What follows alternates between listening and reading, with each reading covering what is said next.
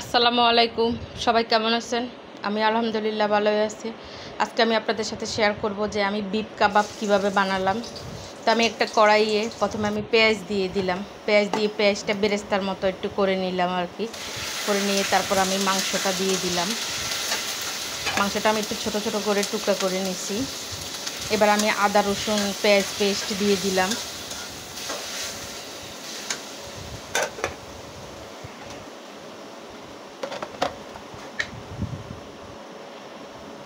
তারপরে আমি এই যে জিরার গুঁড়া দিয়ে দিলাম।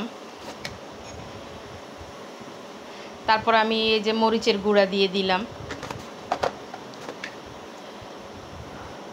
তারপর আমি লবণ দিয়ে দিলাম।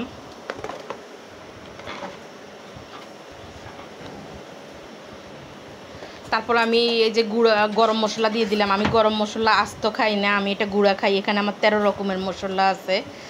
তো এই গুঁড়াটা আমি একসাথে করি আর কি। এই গরম মশলার গুঁড়াটা দিয়ে দিলাম। তারপরে আমি বুটের ডাউল দিয়ে দিলাম। তারপর আমি ভালোভাবে নেড়ে চেড়ে একটু কষিয়ে তারপর আমি একসাথে পানি দিয়ে দিব। একসাথে পানি দিয়ে এটাকে আমি সিদ্ধ করে নিব ভালোভাবে।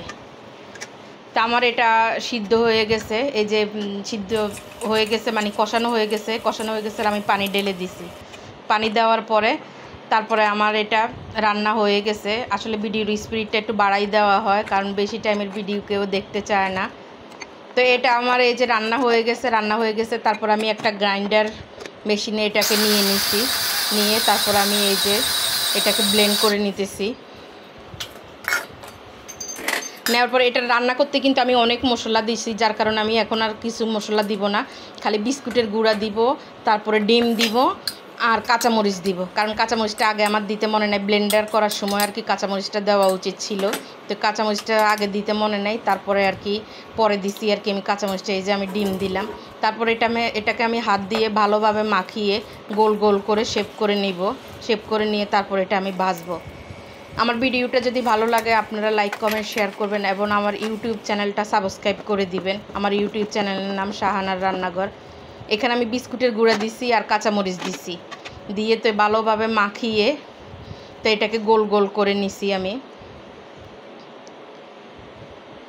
এই যে এবার আমি এটাকে ভেজে নিব। এই যে ভাজার জন্যে আমি একটি ফ্রাই প্যানে তেল দিয়ে দিলাম।